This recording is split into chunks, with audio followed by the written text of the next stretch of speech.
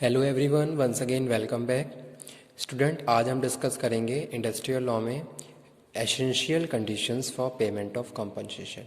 ठीक है, unit second में हमने कवर अप किया है एम्प्लॉय कंपनसेशन एक्ट, जिसमें हमने बहुत सारे टॉपिक अब तक कवर अप कर लिए हैं। ठीक है, आज का जो टॉपिक है वो है ऐसी कौन कौन से एसेंशियल कंडीशंस हैं जिनमें एम्प्लॉयर को कंपनसेट करना पड़ता है, किसको, अपने एम्प्लॉयज़ को। तो वो चीज़ हम डिस्कस करेंगे। यूनिट फर्स्ट में हम कवर अप कर चुके हैं फैक्ट्रीज एक्ट 1948। ठीक है, ये टॉपिक एग्ज़ाम, ये जो एक्ट है फैक्ट्रीज एक्ट 1948 मेन एक्ट है और एग्ज़ाम के पॉइंट ऑफ व्यू से भी बहुत ज़्यादा इम्पॉर्टेंट है। तो ये हमने कवर अप कर लिया। इस एक्ट में अगर आपको कोई भी प्रॉब्लम है तो आप मुझे बताइए, ताकि उस पर कोई एक वीडियो लेक्चर मैं आपको डिलीवर करूं। ठीक है, आप मुझे कांटेक्ट कर लीजिए जो भी आपकी क्वेरी है। यूनिट सेकंड में हमने स्टार्ट किया है एम्प्लॉयज़ कंपनसेशन एक्ट 1923। ठीक है, इसमें हमने बहुत सारे टॉपिक कवर अप कर लिए हैं। आज का टॉपिक हमारा ये है एसेंशियल कंडीशन। इसी के साथ हम आगे बढ़ते रहेंगे और इस एक्ट को भी कवर अप करते हुए फिर हम यूनिट थर्ड स्टार्ट कर देंगे। Okay, so let's start. Essential conditions for payment of compensation, कि भाई ऐसी कौन कौन सी कंडीशंस हैं जहां पेमेंट कंपनसेट किया जाता है, किसको, वर्कर्स को। तो जैसे अगर मैं आपको बताऊं कि भाई जो भी हमारा जो कंपनसेशन का पार्ट है वो कुछ ना कुछ जो एक सर्टेन या कुछ स्पेसिफिक कंडीशंस हैं उनके ऊपर डिपेंड करता है। ठीक है, जैसे कि हमने पहले प्रीवियस वीडियो लेक्चर्स में डिफाइन कर लिया कि भाई पार्शियल डिसेबिलिटी क्या होती है। जैसे कि हमने पार्शियल डिसेबिलिटी की बात करी, ठीक है, टोटल डिसेबिलिटी की बात करी, ये हमने क्लियर कर लिया है। तो अगर हम पार्शियल डिसेबिलिटी की बात कर रहे हैं तो हम देखेंगे भाई किस हिसाब की डिसेबिलिटी है और उस हिसाब से कितना कंपनसेट किया जा सकता है, पहली चीज़। ठीक है, तो वो यहाँ पे हम बात कर रहे हैं। दूसरी चीज़, आप ये एक स्पेसिफिक कंडीशन भी देखोगे कि कब किस सिचुएशन में वर्कर के साथ इंसिडेंट हुआ, उसके हिसाब से भी कंपनसेशन का पार्ट अप या डाउन में चेंज हो जाता है। तो यहाँ पे पहले हम बात कर लेते हैं कि भाई कौन सी कंडीशंस हैं, कौन सी स्पेसिफिक कंडीशंस हैं जिनमें पेमेंट किया जाता है, किसको, वर्कर्स को, यानी कि कंपनसेट किया जा रहा है। तो पहली चीज़ क्या है, personal injury cause to the employ. ठीक है, कोई पर्सनल इंजरी हो गई वर्कर को तो उस केस में आप क्या करोगे, कंपनसेट करोगे। तो एम्प्लॉयर की सोशल लायबिलिटी है कि भाई वो अपने वर्कर्स को क्या करे, कंपनसेट करे। एक चीज़ यहाँ पे और क्लियर कर देता हूँ मैं कि भाई जो वर्कर ईएसआई एक्ट में ऑलरेडी बेनिफिटेड हैं या जो ESI employ state insurance act में जो भी रजिस्टर हैं उनको कंपनसेशन का पार्ट नहीं दिया जाता। तो ये चीज़ एक ही आपको पता होनी चाहिए कि भी जो कंपनसेशन है वो उन लोगों को दिया, उन वर्कर्स को दिया जाता है जो ईएसआई में इन्वॉल्व रजिस्टर नहीं है। ठीक है, सेकेंड यहाँ पे आ जाइए अब कंडीशंस पे। The injury must be cause by accident, कोई एक्सीडेंट हो गया जिसकी वजह से वर्कर को कोई इंजरी हो गई। चाहे यहाँ पे हम बात करें जैसे कि वर्कर क्या कर रहा है, फैक्ट्री के बाहर कोई काम करने के लिए गया, वहाँ पे कोई इंसिडेंट हो गया उसके साथ, इन दैट केस एक्सटर्नल की यहाँ पे बात करें, इंटरनल की बात करें, जैसे वर्कर मशीन पे काम कर रहा है, मशीन पे काम करते समय उसका कोई पार्ट मशीन में आ गया जिसकी वजह से या जो बोन है वो क्रैक हो गई या फिर कोई ब्लीडिंग हो गई, उसकी इंजरी हो गई हाथ में या किसी भी बॉडी पार्ट में, उस केस में। तो वही चीज़ स्टूडेंट यहाँ पे लिखी हुई है, the injury must be cause by accident, accident की वजह से कोई भी इंजरी हुई, in that situation it is essential for payment of compensation to employ. Okay, the accident must arise out and in the cause of employment, जैसा कि अभी मैंने बताया कि जो भी एक्सीडेंट है ड्यूरिंग एम्प्लॉयमेंट की यहाँ पे हम बात कर रहे हैं कि जैसे कि वर्कर क्या है, फैक्ट्री के काम से ही क्या गया, बाहर गया या फैक्ट्री में काम कर रहा है, यानी कि एम्प्लॉयमेंट, ड्यूरिंग एम्प्लॉयमेंट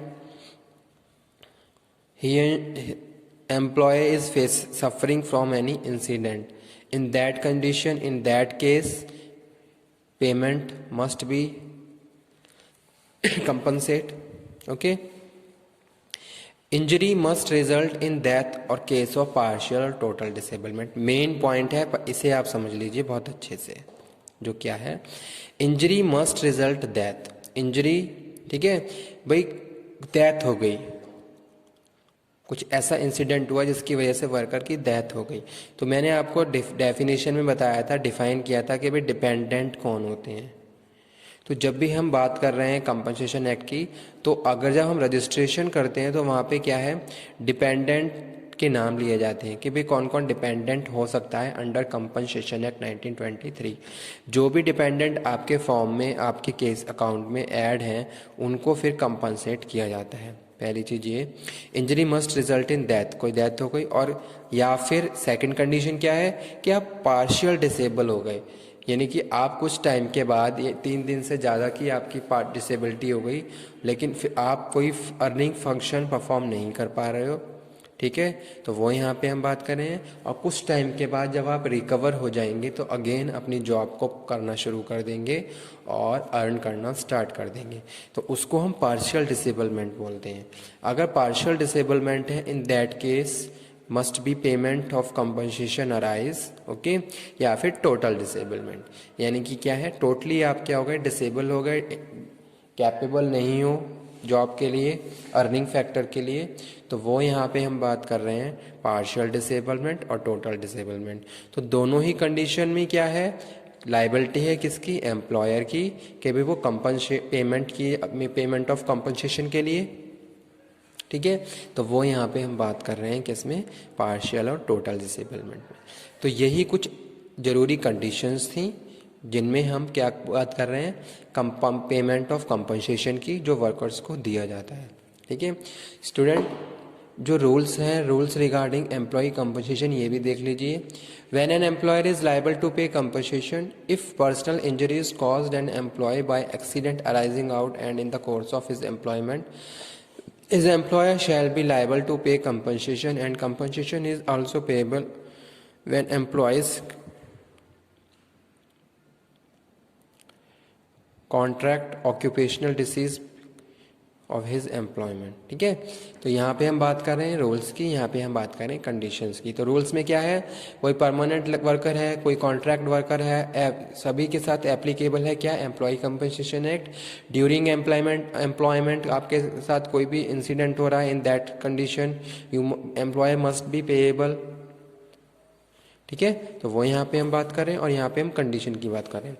तो सिंपल टर्म की अगर मैं बात करूँ कि भाई कोई भी ऐसी कंडीशन जिसमें भाई क्या हो रहा है, वर्कर्स को प्रॉब्लम हो रही है, चाहे वो पार्शियल डिसेबल है चाहे फुल डिसेबल है, तो उस केस में जो भी एम्प्लॉयर है उसकी लाइबिलिटी है कि भाई वो क्या करेगा, अपने वर्कर्स को कंपनसेट करेगा। तो ये प्रोविजंस बनाए गए हैं अंडर कंपनसेशन एक्ट 1923, और इन प्रोविजंस को हर पूरे इंडिया में जितनी भी फैक्ट्रीज हैं या जितनी भी फैक्ट्री चल रही हैं, कोई वहाँ पे जितनी भी ऑर्गेनाइजेशन है वहाँ पे एप्लीकेबल किया गया है। तो यहाँ पे मैं बात करूँ, जैसे कि मैंने बताया था एप्लीकेबिलिटी, तो वहाँ पे भी मैंने बता दिया था कहाँ पे एप्लीकेबल है और कहाँ पे एप्लीकेबल नहीं है। तो जहाँ जहाँ कंपनसेशन एक्ट एप्लीकेबल है वहाँ पे इन सब चीज़ों के लिए इन कंडीशंस में पेमेंट की जाती है, ठीक है। अब ये भी क्या है, एक सोशल सिक्योरिटी है वर्कर्स के लिए कि भाई अगर उसको कुछ होता है, उसको कोई भी प्रॉब्लम होती है, जैसे पार्शियल डिसेबलमेंट हुआ, तो उस केस में क्या है, उसको सोशल सिक्योरिटी दी जाएगी ताकि वो क्या करे, अपने आप को अगेन रिकवर कर सके और अगेन रेडी हो सके, कैपेबल हो सके, किसके लिए, अर्निंग फैक्टर के लिए। तो वो यहाँ पे हम बात कर रहे हैं एम्प्लॉय कंपनसेशन एक्ट 1923 में। तो एम्प्लॉय कंपनसेशन एक्ट को 93 में बनाया गया और 1 जुलाई 1924 से इसको एप्लीकेबल कर दिया गया। अब क्यों बनाया गया, थोड़ा ये देख लेते हैं कि भाई वर्कर के साथ कोई भी अगर प्रैक्टिसेस हो रही है, तो जो अगर हम अब इसके हिस्ट्री की बात करें तो उस टाइम क्या था, वर्कर्स को प्रॉपरली कंसीडर नहीं किया जाता था, उन पे ध्यान नहीं दिया जाता था, ठीक है। तो इस तरीके की प्रैक्टिसेस ज़्यादा बढ़ने लगी, तो उस टाइम गवर्नमेंट ने क्या करा, इन सारी चीज़ों को कंट्रोल करने के लिए और इसका इफ़ेक्ट हमारी जो कंट्री की जो पॉपुलेशन है या फिर जो भी वर्कर्स हैं उन पे ना पड़े, और साथ के साथ अगर वो उनके साथ कोई प्रॉब्लम हो रही है तो उनको कंपनसेट किया जाए ताकि उस टाइम में वो अपने आप को रिकवर कर सकें और अपनी जो फैक्ट्री जो अपनी जो उनकी जो फैमिली है उनका जो एक तरीके से जो भी एक्सपेंसेस हैं उनको हम कवर कर सकें, तो इसलिए इसकी शुरुआत की गई। यानी कि एक तरीके से क्या है, सोशल सिक्योरिटी है, किसके लिए, वर्कर्स के लिए, कि भाई आपको कुछ भी प्रॉब्लम हो रही है तो उस केस में क्या होगा, एम्प्लॉयर की लाइबिलिटी है, उसकी लाइबिलिटी है कि भाई वो क्या करे, उन सारी चीज़ों को पे वर्कर्स पे भी ध्यान दे और साथ के साथ उनको कंपनसेट करे। तो वो यहाँ आज के लेक्चर में हमने कवर करा एम्प्लॉय कंपनसेशन एक्ट 1923 में। तो जैसा कि हमने यहाँ पे बात करी एसेंशियल कंडीशन, तो इंजरी की केस में चाहे हम पार्शियल डिसेबल हैं, चाहे आप फुल डिसेबल हैं, चाहे आप injury must result in death, या कोई डेथ का केस भी सामने आया है, इसमें क्या हुआ, जैसे कि आपने देखा होगा कुछ केसेस ऐसे निकल के आए थे कि कोई भी फैक्ट्री है, वहाँ पे वर्कर्स को कुछ प्रॉब्लम हुई, ठीक है, कोई केमिकल का इंडस्ट्री है, वहाँ पे कुछ लीकेज हुआ, तो ये सारी प्रैक्टिसेस आपको देखने को मिली होंगी, और जहाँ पे फिर वर्कर्स को फिर प्रॉपरली ध्यान दिया गया। कुछ डेथ के केसेस भी रिसेंट में सामने आए कि भाई को वहाँ पे कोई बॉयलर फट गया या कुछ इस तरीके से, अगर वहाँ पे एप्लीकेबल है तो वहाँ पे उन लोगों को कंपनसेट किया गया। तो ये यहाँ पे हम बात कर रहे हैं किसमें, एम्प्लॉय कंपनसेशन एक्ट 1923 में। वैसे तो ये टॉपिक क्या है, कंपनसेशन एक्ट का है, जो वो छोटा सा पार्ट आपके सिलेबस में है, लेकिन हमें क्या करना है, हमें डिटेल में पढ़ना है ताकि इसकी हमें फुल नॉलेज हो सके आप लोगों को, ठीक है। तो ये टॉपिक हम कवर अप कर रहे हैं।